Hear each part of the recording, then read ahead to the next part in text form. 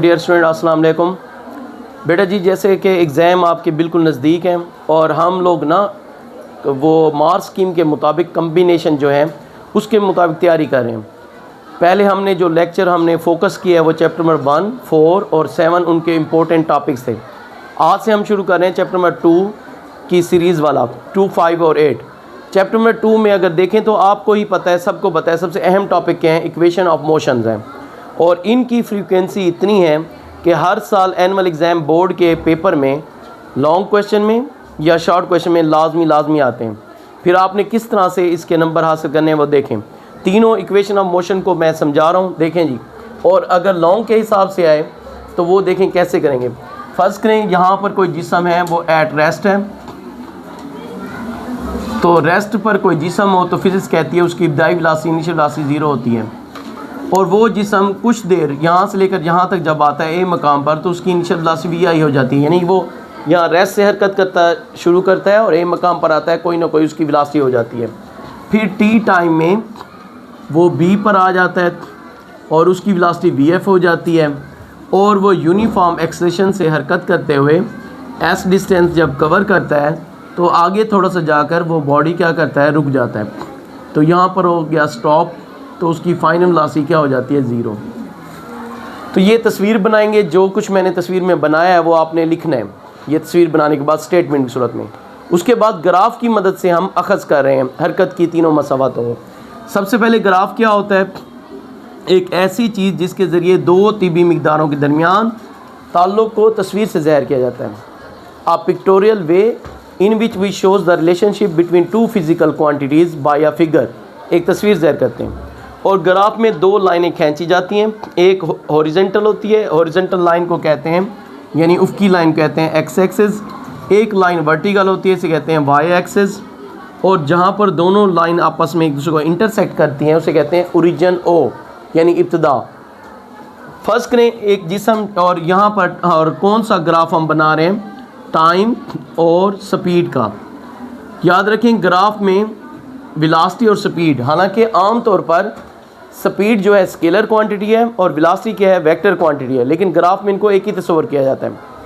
और टाइम को किस में लिया जाता है, हॉरिजॉन्टल में, क्योंकि ये इंडिपेंडेंट वेरिएबल क्वांटिटी है यानी अपनी मर्ज़ी से हम तब्दील करते हैं।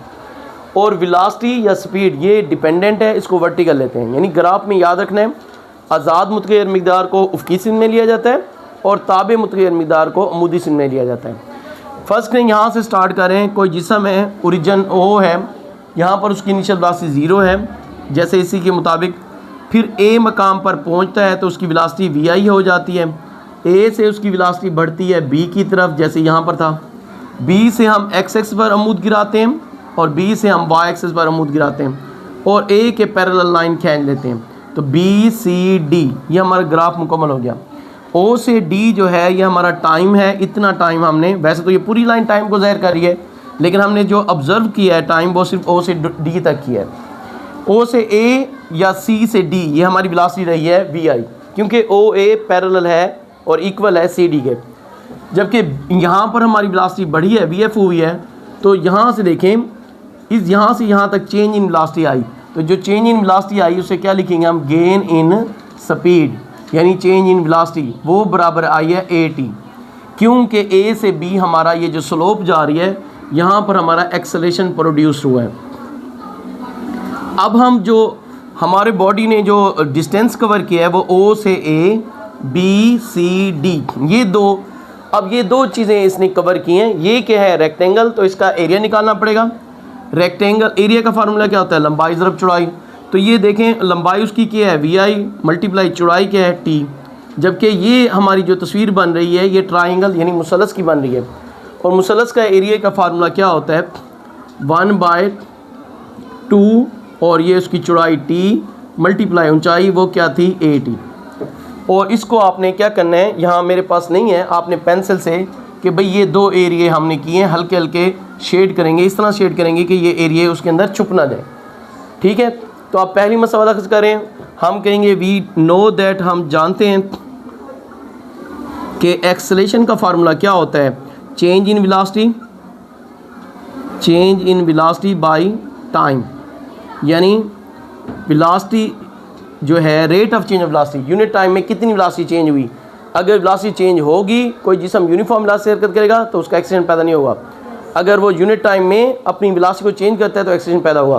तो चेंज इन वेलोसिटी कहाँ पर हुई है, ये तो फार्मूला लिखा है, ग्राफ के मुताबिक बी सी में हुई है। और टाइम कितना हमने अब शुरू में बताया है, ओ डी। अब बी सी कैसे निकालेंगे हम लोग, बी सी यूँ निकालेंगे, ये पूरी लाइन है बी डी में से अगर सी डी माइनस करें तो हमारे पास क्या आ जाएगा, बी सी। तो यानी कि बी सी बराबर है B D minus C D divide by क्या है, ओ डी। और ए बराबर है बी डी, किसके बराबर है, बी डी बराबर है V F minus C D बराबर है ओ ए, और वो किसके बराबर है, वी आई। और ओ डी हम लिख कर आए हैं किसके बराबर है, टी के। इस तरफ आ जाएं, फिर जिसके नीचे बटा कुछ ना हो ओवर कुछ ना हो 1 कर लेते हैं हम, V F minus V I divide by T by cross multiply, V F minus V I ने 1 से मल्टीप्लाई हुआ, V F minus V I is equal to A T.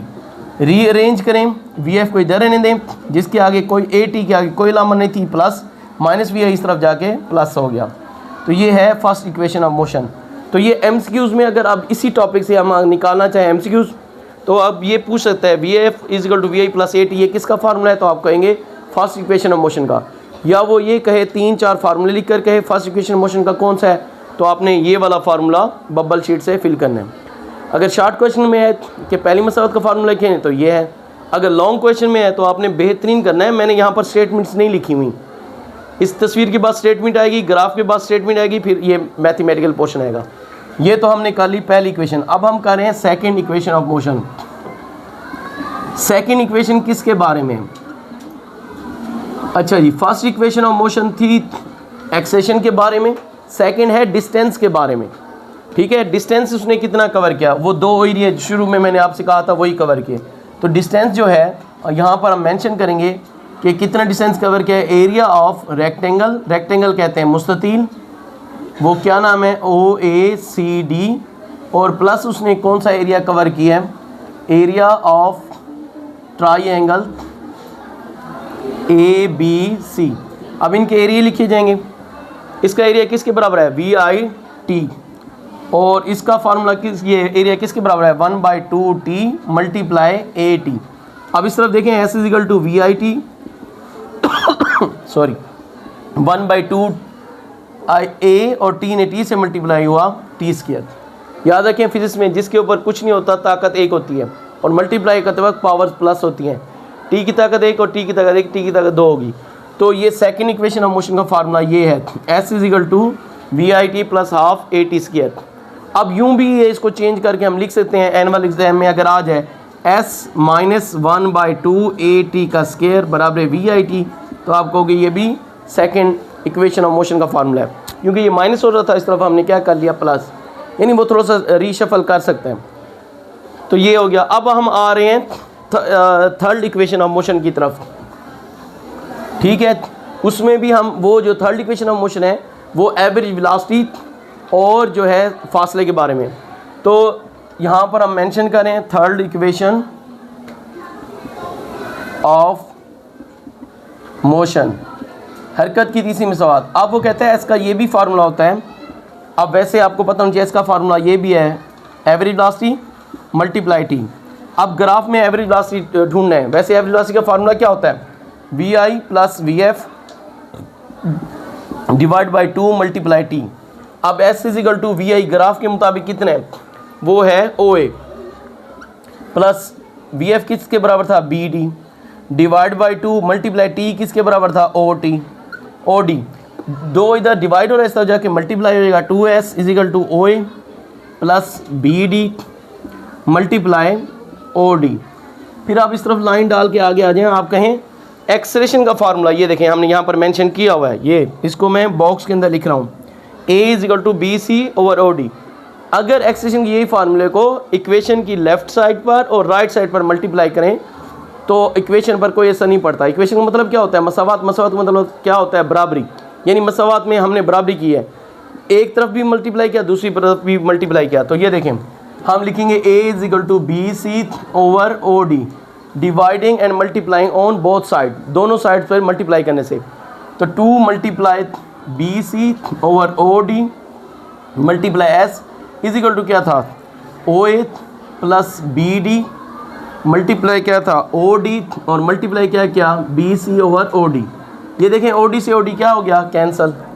अब इधर इसकी वैल्यूज़ पुट करें, B C over O D किसके बराबर था ए, ओ ए हम लिख कर रहे हैं वी आई, बी डी किसके बराबर था वी एफ। अब हमने मेंशन करना है बी सी। ये देखें बी सी यहाँ पर मेंशन किया हुआ है पहली इक्वेशन मोशन में, B D minus C D, और B D minus C D किसके बराबर है V F minus V I. तो ये V F minus V I हो गया। अब इसको रीअरेंज ज़रा कर लें, ये वी आई जमा वी एफ है, हम कर लेते हैं V F plus V I, और ये क्या है V F minus V I. Math में आपने पढ़ा है ए प्लस बी और इंटू ए माइनस बी हो तो आंसर आता है A square minus B square.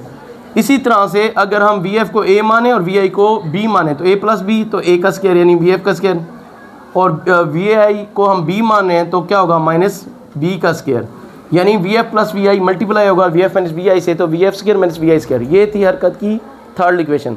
अब इसको भी वो चेंज करके एनुअल एग्जाम में अगर पूछे तो यूँ भी पूछ सकता है V F square minus V I square divide by 2a। ये किसका फार्मूला है तो आपने कहना है ये भी थर्ड इक्वेशन ऑफ मोशन का है।